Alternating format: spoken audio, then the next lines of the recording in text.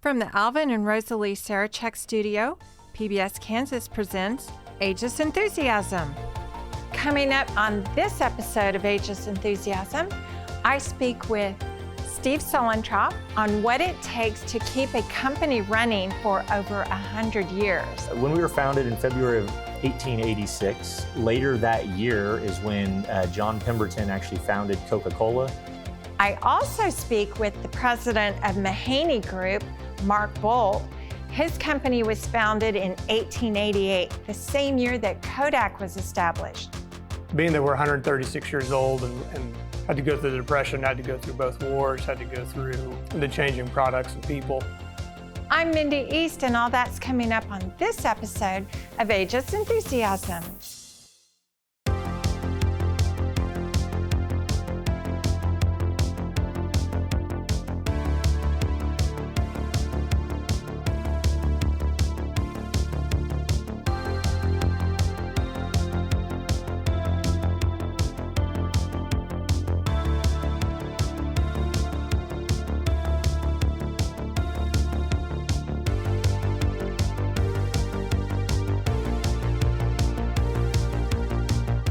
I'm Mindy East, and this is Ageless Enthusiasm.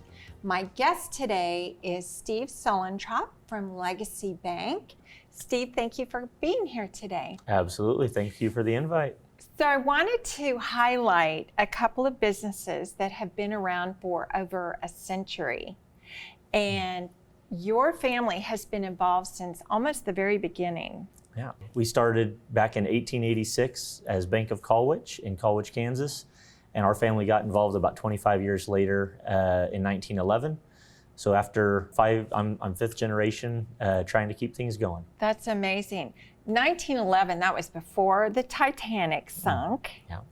And what else happened before that? When we were founded in February of 1886, later that year is when John Pemberton actually founded Coca-Cola, founded the recipe, and then actually the Statue of Liberty was dedicated October of 1886. So there's a little bit of a perspective on how long we've been in the banking business as a community bank in and around Wichita.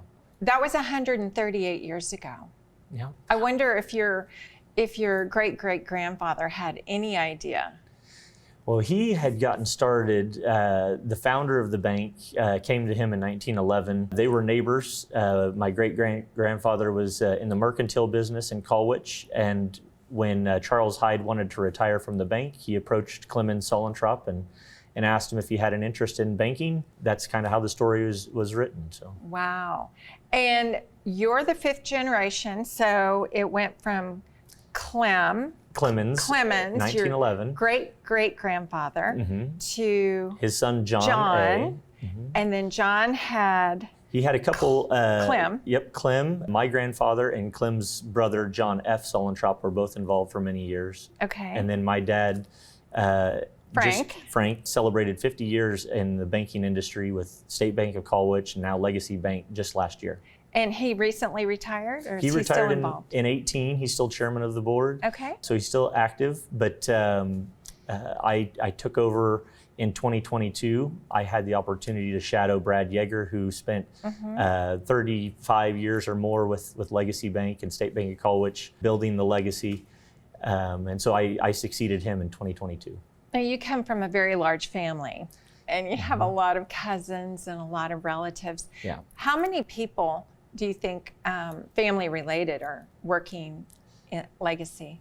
Currently, there's only a couple, and being that we're in the middle of summer, we do have the benefit of employing some of them for summer internship type programs. But right now, it's me and my cousin Gerard. He's one of our commercial lenders.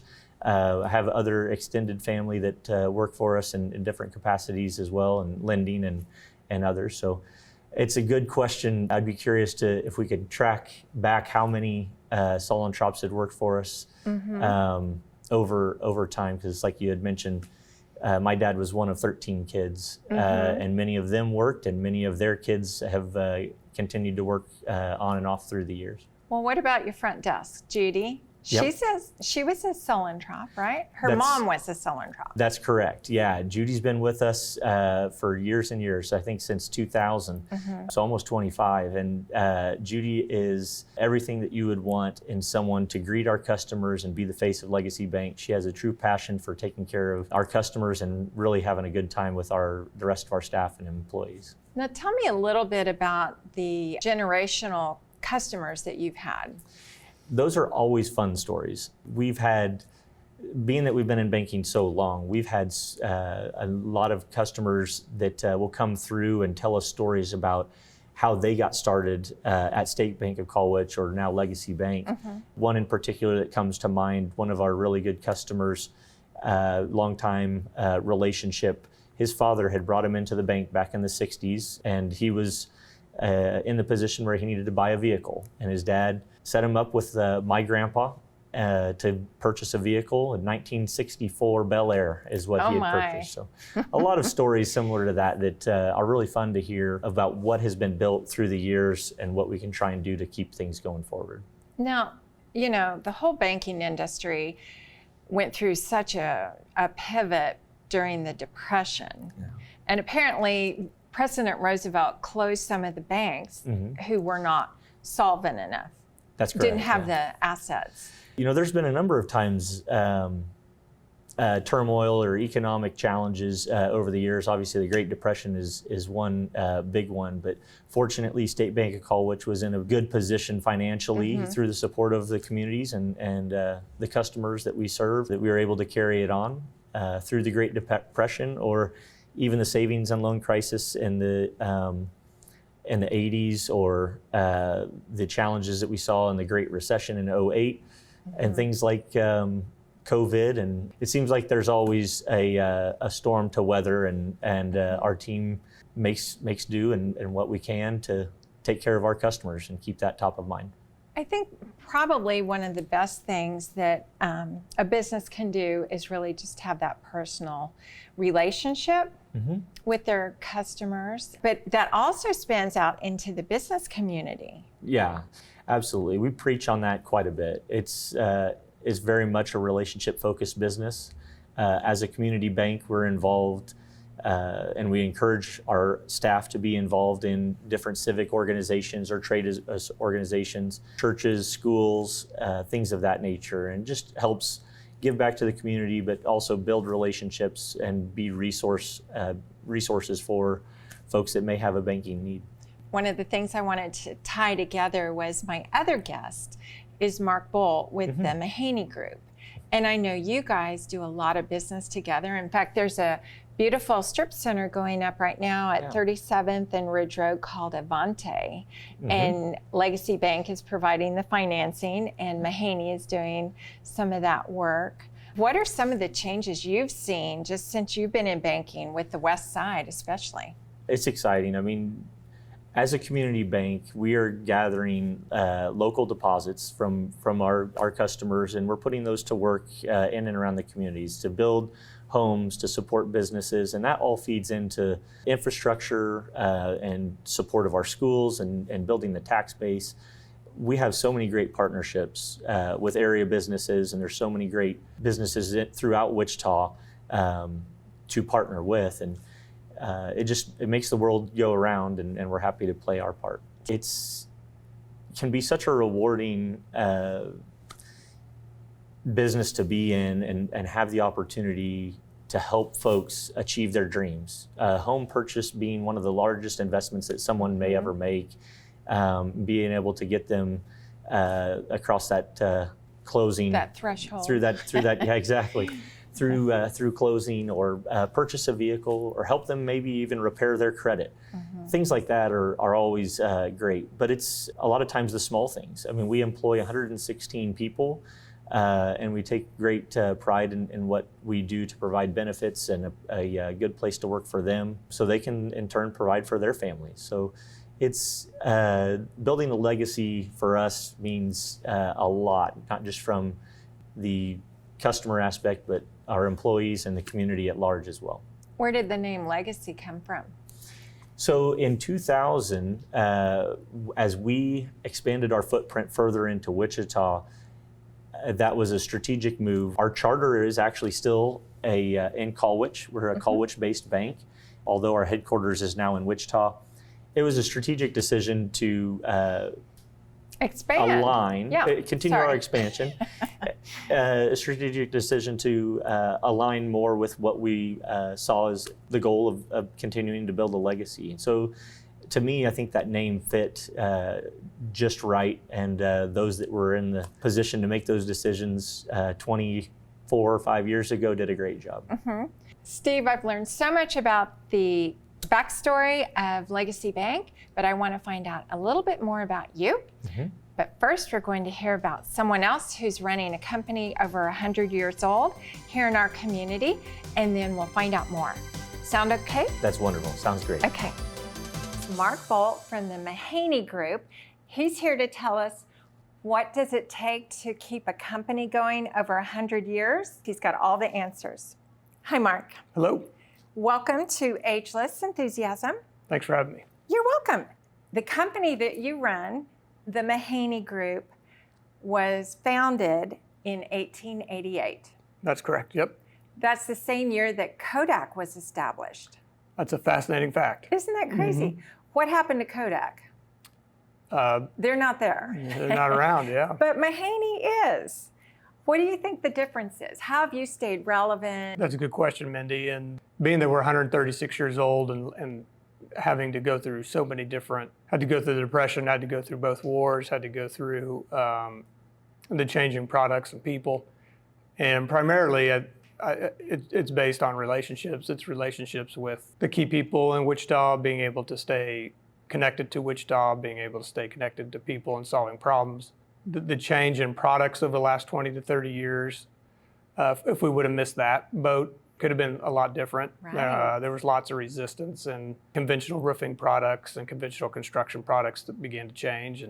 And you started out as a roofer. I did start out as a And then roofer. you moved up to being a project manager. Yes. And then you bought the company. Yes. When did that happen? I purchased the company in 2009 Okay. at the downturn of the economy in 08. Yes. You recently moved your entire operation from Meade Street over onto 37th Correct. Street. We were previously in three different buildings, and the camaraderie and the connection was a struggle, and so we made the decision to bite the bullet and move everybody into one location, and it's been a fantastic adventure.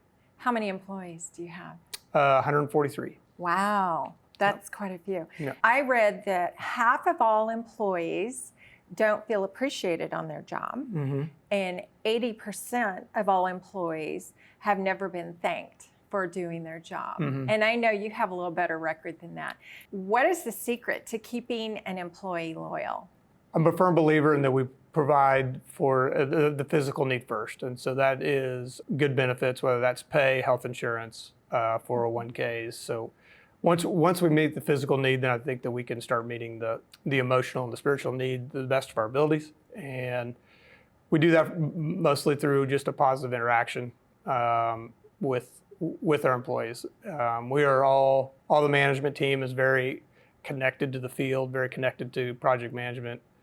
We are connected to our daily process and understand who really does the heavy lifting at Mahaney, and if we can continue to wear our boots and be in the field and appreciate them, it seems to return. And you have a very good reputation in our community, and you work with a lot of people. What is the most important thing? Integrity is probably the highest compliment if somebody says that you have that. I think business can be fairly simple if you just continue to move forward and just do what you say you're going to do. Do what's right. Do what's right. Put good out into the world. And if you make a mistake, you make a mistake. We're humans, and Sure. you own it and you move on. So There's some of your big projects that people might recognize are Shields, Top Golf, the Phillips Fundamental Learning Center. Yes, that was a fun one. Yes. You guys recently redid Century 2, right? We did. We finished Century 2 in late May, and that was an honor to be able to be a part of that project. And it came out great, and was definitely one that we're very proud of.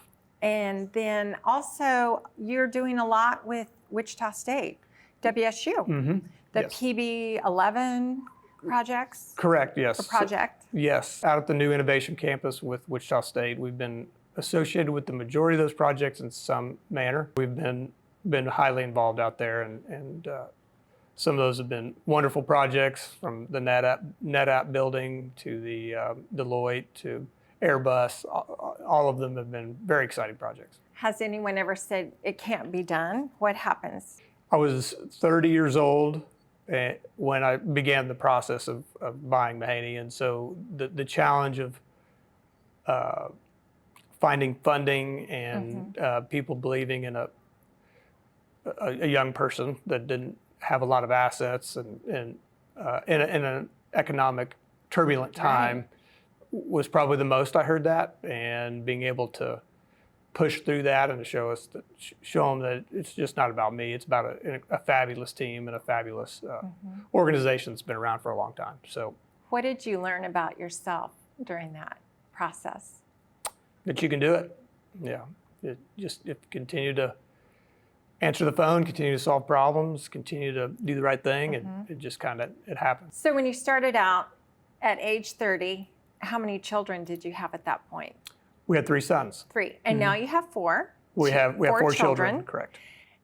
So your life got bigger, your company got bigger. How do you balance? Having a work-life balance, and having that be as important to me for me as for my employees is as allows us to work together as a team to be able to have that. Having 3 teenage sons now, 19, 17, 16, high activities. It's very important to my wife and I to be involved in their lives. We have a little 11-year-old girl that is a lot of fun, and having a girl change a person's life, and so we still got a lot of runway with her, and lots to do. What is your vision for the next 100 years? We're going to continue to innovate like we have for the last 15 to 20 years with the addition of services, how we can provide more information and better services quicker to customers, and safety is where it's at for us, paramount for us. So, Mark, nobody can be successful without having some failures. Have you had anything that has really been remarkable or has changed the trajectory of your path? Yes, there's been several big failures or starts and stops or false starts, as you can say. We have started several other businesses that were originally designed to be able to come alongside Mahaney and to provide more services that didn't work out. And you learn from those. You learn very quickly, and you learn the most valuable lesson was to know what you do well and just do it really well. And obviously, the people failures are always the saddest when you miss on understanding a person's vision and helping them to get there. And those are probably the harder ones. How do you get yourself back up? There is no success without a failure. There's no success if you don't try. And being a little bit of a serial entrepreneur, it's one of those things that you enjoy. I mean, it's the joy of trying something, and it's the joy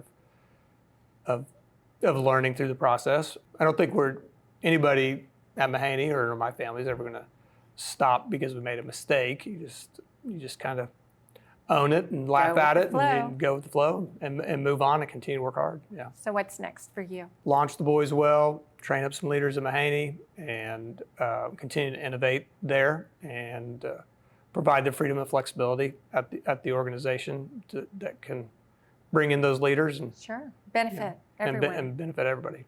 Running a company this size, you have to have a lot of support. And behind every successful man is a wonderful woman. Tell me a little bit about your wife. Beth and I have been married for 22 years. We were high school sweethearts.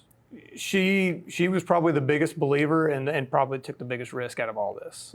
She's extremely intelligent and trusted me and poured into me and helped us get this thing off the ground and to be where we want to be personally and then in the business world. So she's my greatest cheerleader, biggest support, and I'm vice versa with her and what we do together. In closing, tell me what the definition of success is for you. Success is leaving something better than you found it. Yeah. I love that. Yeah. I love that. Well, Mark, thank you so much for your time Thank you. and your wisdom today. And we wish you the very best on 100 more years of success and blessings. Thank you. Thank you. And now we're back with Steve Sulentrop, and we're going to hear more about your family. So, Steve, you've got two children and one on the way. Yep, that's correct. And they're all under 5. Mm-hmm. What kind of legacy do you hope to leave to your children as you move forward with the bank? Being a relatively new father, I haven't thought extensively about that, but similar to what my parents have built for me, just a work ethic and something that they can be proud of, regardless of whatever they want to do. Did you always want to be in banking, or was that just kind of a given? It honestly wasn't ever a question growing up of, for me or my siblings. I'm one of 4, and it wasn't ever anything that we were pushed or said, we expect you to go into the bank. The opportunity kind of opened up for me after I was done with school, and I wouldn't change any of it. It's been great. Well, you think about, a house, a boat, a car, a business, they're all very emotional decisions that are tied to money. So very large sums of money, so a lot of emotion. And so that's a really important part of someone's life when they come to you. Yeah, I mean, it's something we hold in pretty high regard to play a part in some of those decisions and assist people with those. Again, to play a part in that is pretty special. Without mentioning names, can you tell us what was one of the wildest things that you guys ever financed? I don't know that there's anything overly crazy, but let me take you back in the history of the bank. We actually have memorabilia set up in our Colwich location. And one of the loans that we had made years ago, we actually have the picture of the collateral agreement and a mortgage. It was a chattel mortgage for 2 mules. And we made a loan of $1,000 on a mule named Jerry and a mule named Jack. I think that was in 1909 or something, somewhere around there. But just the fun stories like that. Nothing overly wild. That's crazy. So what kind of dreams do you have? What's coming up for you? As you mentioned, I'm about to be a father for 3 times over. So my wife and I are very excited about that coming up here in a 6 weeks. That's at the top of the list. Just continuing to really enjoy the time with family and friends. Those truly are the moments that you cherish. And so we look forward to that. Steve, you've given us a lot of good things to think about. What can you leave our viewers with as we close today? I think I'd probably just say that banks are a resource. We're there to take care of our customers, and so certainly if there's any questions of how we can assist folks with helping manage their money or use our products and services, our tools to feel more comfortable in their financial journey, we're certainly welcoming those conversations. So just like we see the dentist twice a year or go to the doctor annually, sure, it's a good idea to come and see your banker at least once a year just to touch base? Absolutely. I think it'd be just fine to have those conversations and see how things have changed or what we can do to help out. Well, it's all about building relationships. Yep. And I think that's what you're very good at. Exactly. At Legacy. So we try that every day. So here's to the next 100 years. Thank you so much. And best wishes on continued success. Thanks, Mindy. Thank you for being here. And thank you for watching Ageless Enthusiasm. I'm your host, Mindy East, and we'll catch you the next time.